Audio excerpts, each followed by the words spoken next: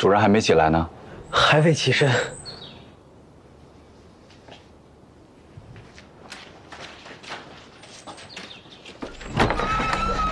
郎君，走。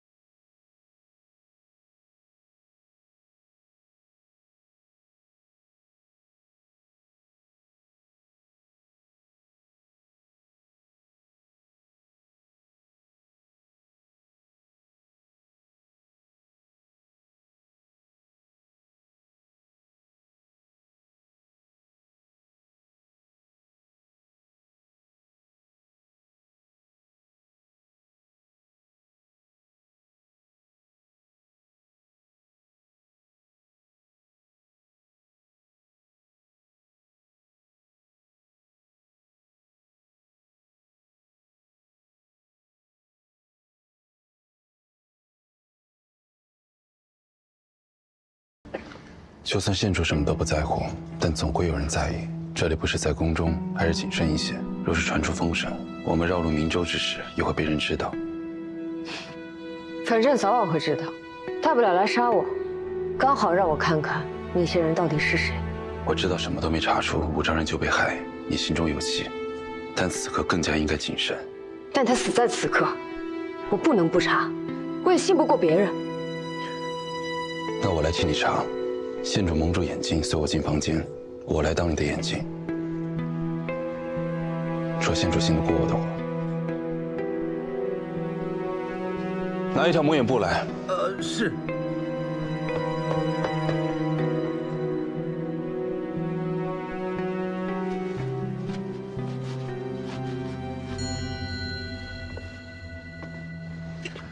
县主蒙住双眼，随我进屋查案。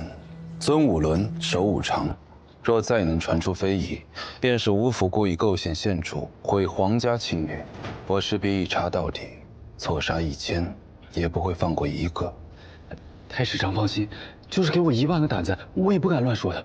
你们有多少胆子我不知道，但你们只有1颗脑袋。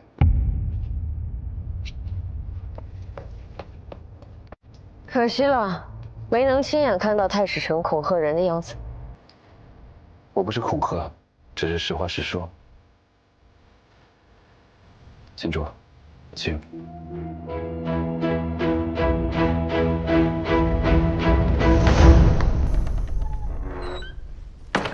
小心。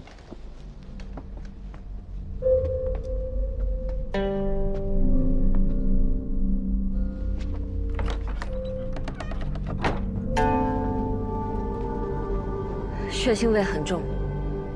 太史丞不必硬撑，大门一关，我自己来查便可。这里只有你我，怕什么？不可以。香炉是房间的中心点，你面前是坎位，以8卦的方位划分，北坎南离，东正西对。房间如武丈人一贯作风，严格按照吉祥生财的方式布置，有门窗，但并无破坏的痕迹。对位有一宽大床榻，两侧各放1盏灯。正位设有1扇窗，可见园中竹林。窗前摆放1张紫檀木书桌，桌上有文房4宝，书本3卷。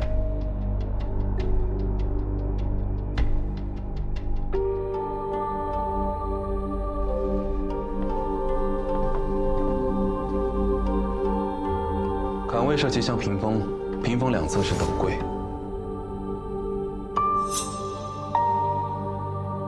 前位放了1张高几，瓷盘里放着一些金币。此处为房间财位，应是为招财所设。这些均没有被移动过的痕迹。去看看尸体。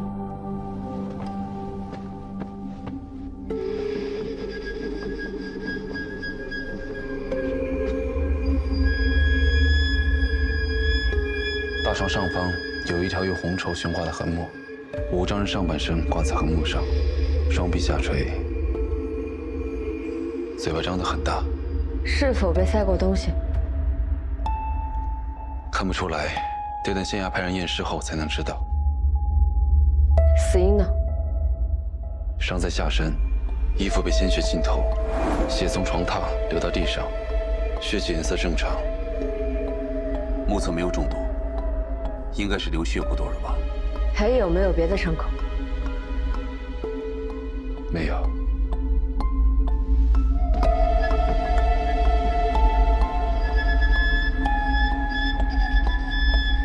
关节已经开始僵硬，但还能弯曲，县主应该能推断出死亡时间。温县令稍后。如此大案，如何收后？温县令，县主在屋里查。我们在正厅候着，从未进来啊！哎，从未进来啊！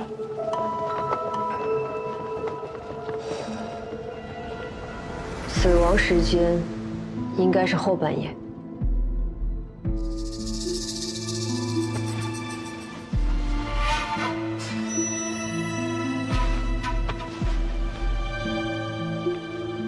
2只手的手腕处均有擦伤，像是被麻绳捆绑后挣扎所致。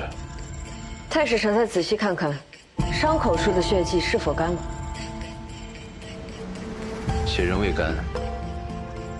辛苦太史丞，可以出去了。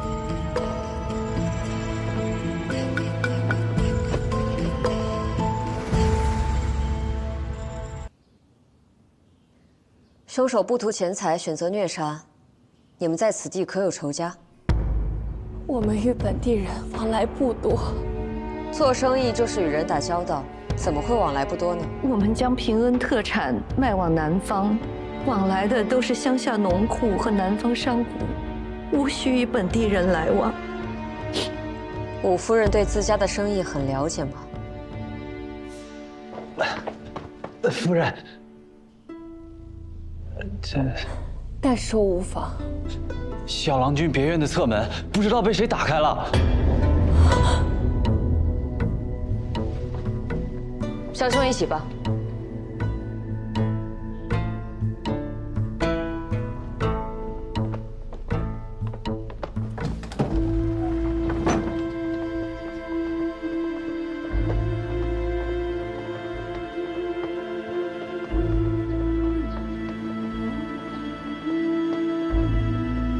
这院子没人打扫？当然有，竹林茂密，经常落叶，很难打扫干净而已。就是那边的侧门。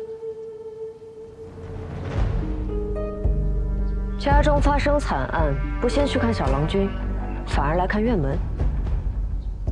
今日一早便已派人查看，小儿一切如常。这侧门有何特殊之处？你们如此惊慌？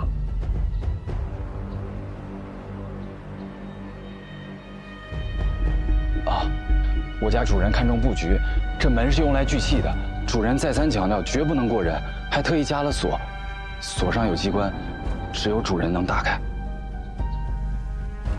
去看看小郎君。小儿体弱不便。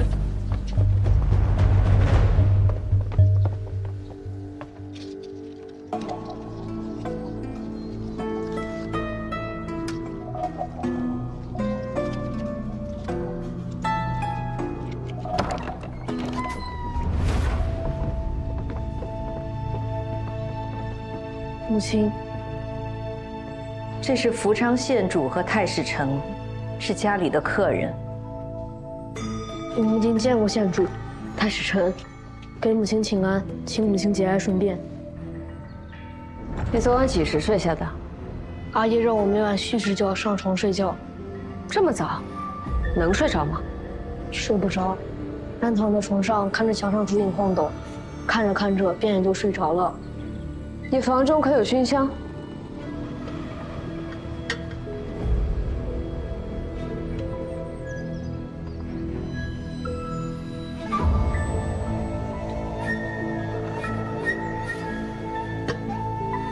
小郎君，昨晚睡得好吗？风大雨大，电闪雷鸣，我有点害怕，睡得并不好。除了雷雨声，还有什么动静吗？半夜我被雷声吵醒，看到有影子经过，就在那里。人影。天黑看不清模样，有没有看清高矮胖瘦？那人有没有说话？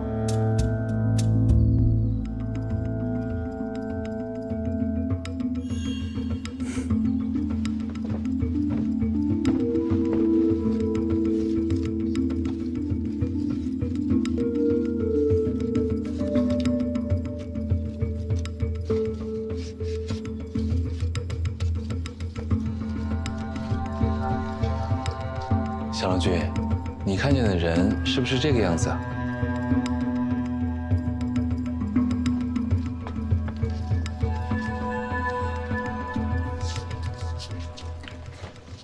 要和小孩子成为朋友。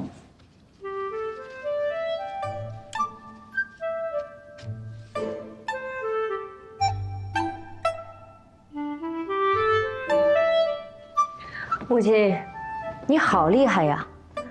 想不想给阿爷报仇？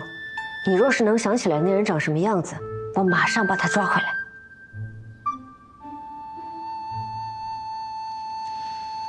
昨晚上那么黑，怎么会看见人影呢？难道屋子忽然亮了起来？好大的闪电，照得我房中比白日还要亮。那岂不是能看见那人的模样？我本来想去看看那个人是谁的，可是马上又打雷，我害怕，拧着耳朵数到10，雷声才停下。后来屋子里就黑了，我也没再敢出去。好孩子，去玩吧。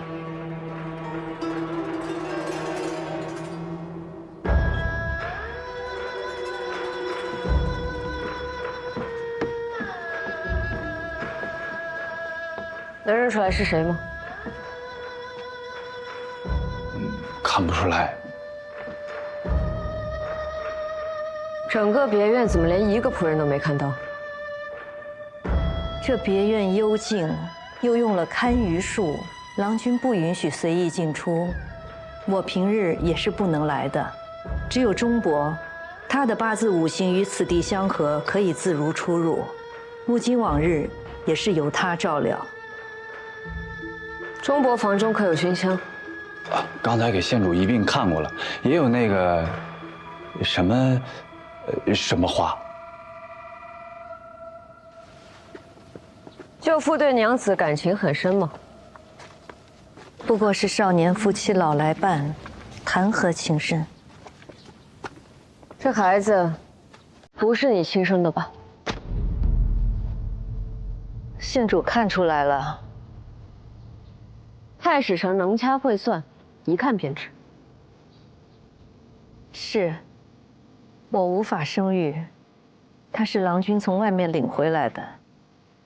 舅父好不容易有了个孩子，只因娘子一句不喜欢，便养在这阴湿的别院，这不是情深又是什么呢？我确实会因为看到他想起自己的伤心事，但让他住在此处，并非我的意思。是武丈人的安排。木金自小体弱，吃药多年不见效果，郎君便请徐公在此为他用了堪舆术，说是能保性命、旺命格。这徐公到底什么来头？徐道隐在隔壁清潭镇有山庄，信奉他的人很多。郎君也在家中为他设了经堂。经堂？去看看。好，娘子不用陪了，阿旺带路便是。是。县主，这边请。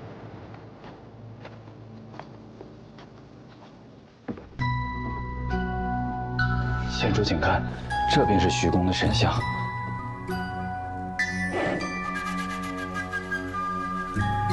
这玉牌是做什么的？碰不得。啊，这些玉牌是供养徐公所获得的信物。如何供养？自然是以钱财供养，以求得庇佑。这些玉牌都是经过徐公的法力加持，摆放在此，以保家中平安，心愿得偿。还真不少呢。舅父这些年赚的钱，看来多半是花在这徐道隐身上。哎，县主是言啊！哎呦，徐公在这，徐公在这。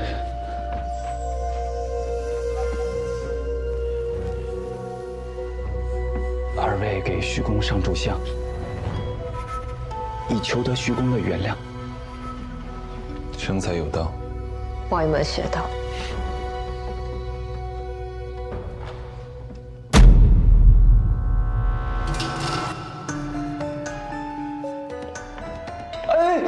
县主，你这是做什么呀？哎，不可对丞相不敬！是血。血？我家主人对徐公如此虔诚，这为何要用这丞相害他呀？这木雕很沉，符合衙役对凶器的推断，能以此神像反复击打致人血肉模糊，凶手力气不小。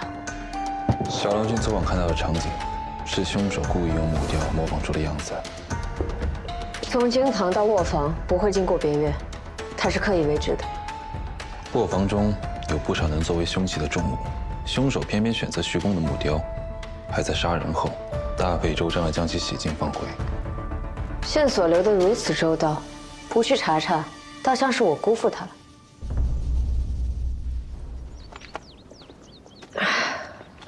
不舒服？这小郎君的别院又冷又湿，院里院外种这么多竹子，一点日光都透不进去。这样的院子，真能保性命、望命阁？那别院的布局有问题，小郎君若还住在里面，只怕活不过3年。这么凶险？同样的东西摆在不同的位置，便是天壤之别。桃木装在离位，五木相克，极其尽失，反成煞缘。石块与竹林呼应，无法聚其望主。以我母亲的年龄，根本无法承受如此布局。不对，我记得院中的石块不在林中，而在桃木旁。那阵法被人移动过，但摄政之人的目的绝对不是为了保我母亲性命。舅父被徐道隐骗了？不清楚，但这府中恐怕有人想夺我母亲的性命，也有人在试图保她。我才不信，一根桩子几块石头能有这么大效用。虽不能直接改变人的命运，但若环境适宜，也能对人有所注意。这大厦之局挡住了风和光，让人视线所及和行动都受到了极大的限制。长久在这里生活，别说小郎君，就连正常人也受不了。原来如此。院子阴冷，回廊曲折，日光不入。我才去了不到1刻，就已经开始头疼。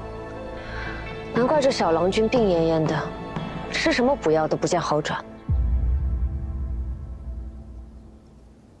太史丞这是心疼小郎君了。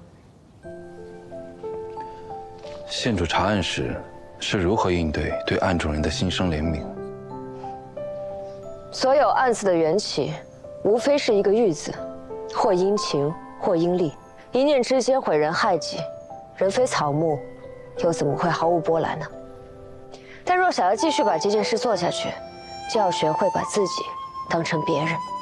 把自己当别人？这是我想出来的办法，让自己不要因为在意他人而痛苦。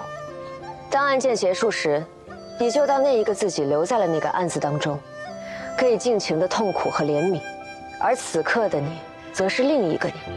可以大步向前，去往下一个案子了。等到下一个案子，再留下一个自己。相中果然一点就透。县主还会和从前留下的自己相见吗？难道合二为一，痛苦加倍吗？我才不会自讨苦吃。如果所有痛苦都会这样隔绝，我希望县主可以离从前的自己更远一点。你说什么？我说，下次我也试试。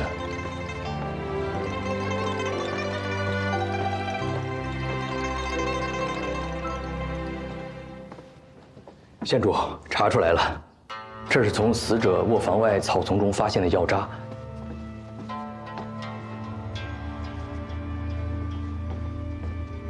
当归、肉桂、川芎、牛膝、车前子，还有红花。这方子好眼熟，是脱花煎。催产药。正是。此药方之中，当归、川芎是活血的，而药渣之中这2味药比正常的要多出许多。脱花煎中这2味药，若控制不好用量，会使产妇失血过多身亡。太医署多年前就已经下令禁止随意使用此方。此药方之中的几味药都很容易寻得，天高皇帝远，民间还是大有人用此方催产。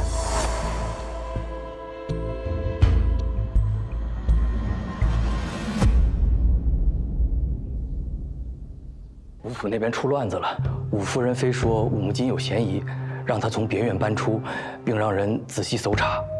不是让你保护好吴木金吗？怎么会闹成这样子？搬去哪儿了？就在夫人卧房旁的一间厢房。夫人说，就把它放在自己的眼皮子底下，看他还如何捣鬼。为何会突然觉得小郎君有嫌疑？还不是因为只有小郎君房中熏香，没有曼陀罗花，夫人这才认定小郎君与此案有关。一个风吹就倒的孩子，怎会去杀人？这不是荒唐吗？既如此，就由他去吧。温县令，你那位去西京送信的差役几时能回来？最快也要今夜了。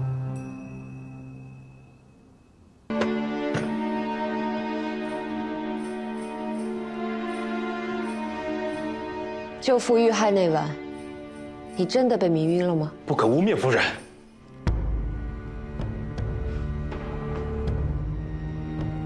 你也看出我恨极了他。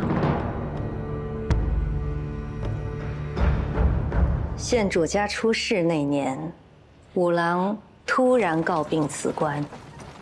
我知这并非他的本意，也没多问，随他一同回了平恩县。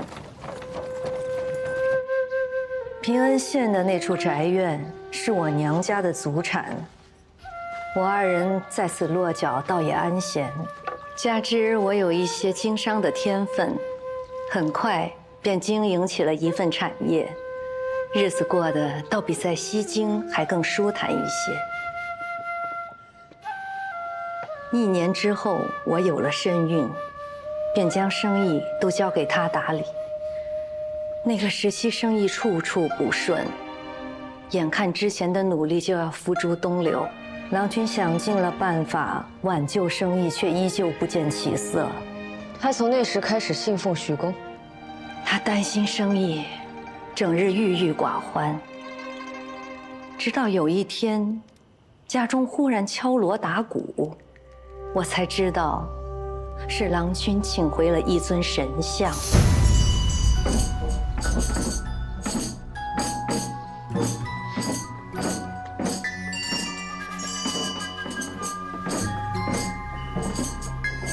郎君，你这是？夫人，你怎么来了？夫人现在怀着身孕，切不可以血污，冒犯了半仙。郎君，父亲，夫人，郎君，暂且回避一下。他对徐公极为虔诚，每日烧香诵经不说，就连衣食起居也严格按照徐公的指点。不过他对我，倒是比以往更加体贴，处处照顾，格外期待孩子的降生。夫人，哎呀，你走开！当心我满身的血污冒犯了你。夫人，刚才是我一时情急，口不择言，惹夫人生气了。哎，都是我不好，都是我不好。夫人，这个徐公他灵得很，他能够保佑咱们腹中胎儿安乐易养，也能护佑咱们家的生意更上一个台阶。郎君，生意是靠人做出来的。如果拜佛烧香就能够如愿以偿，那所有的人都去拜神仙好了。你一向不耻怪力乱神，怎么会相信这些不入流的东西？哎呀，夫人，宁可信其有，不可信其无。夫人，你只管养好胎，只当家中没有这个金堂便是，啊。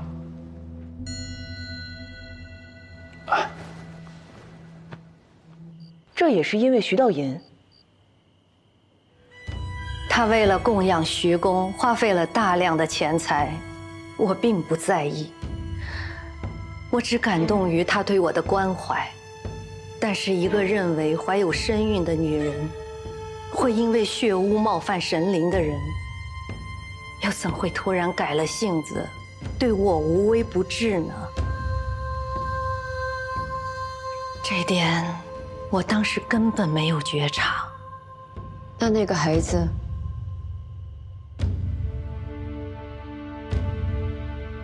这么算来，他带回五木金，应该是在夫人流产后不久。他承认五木金是私生，担心我介怀。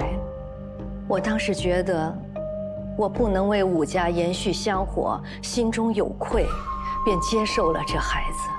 那孩子的母亲，我没问，他也不曾说。他将那孩子独自放在别院抚养，还在别院布置了奇怪的阵法。我看那孩子孱弱可怜，他却让我不用担忧。可是我总是觉得不对劲，就让武烈暗中打探。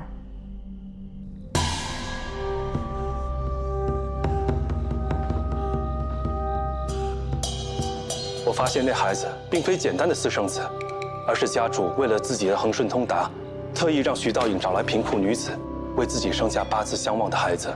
山庄的生鸡堂里还有不少怀孕女子。徐道隐借着修仙的名义，私底下却是专为那些商贾富户做着见不得人的勾当。他们为了让孩子在算好的时间出生，就强行给产妇灌药。大部分产妇本就身体虚弱，根本承受不了这样的药力，但他们为了得到孩子，根本不管母亲的死活。那伍思平罪加一等，竟对自己的发妻下手。夫人那次也是早产，直到武烈从山庄带回脱花间的药渣，我才知道，他之前让我喝下的根本不是安胎药，连自己的发妻和亲生的孩子都不放过。夫人，为何不揭穿他？怎么没有？可是他说，这都是为了家里的生意，是为了让我过上锦衣玉食的生活。他哭着求我原谅。我本想与他和离，但终归有些旧情。况且，我若是走了，只怕那孩子也活不了多久。所以你偷偷换掉徐公给五木金的汤药，让武烈破坏别院布局，都是为了保护他。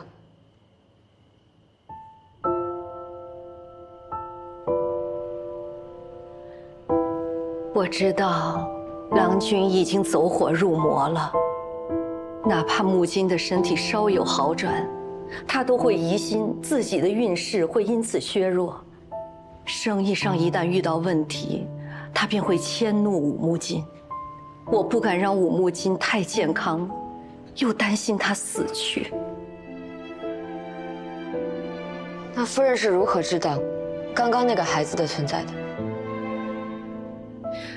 我发现他对武木金不像从前那么苛待，又着人在改造另一处院子。他虽不说，但我知道他不会无缘无故这么做。木金的生母生死不明，如今恐怕又有女子要遭遇劫难，这都是因为他的贪婪和自私。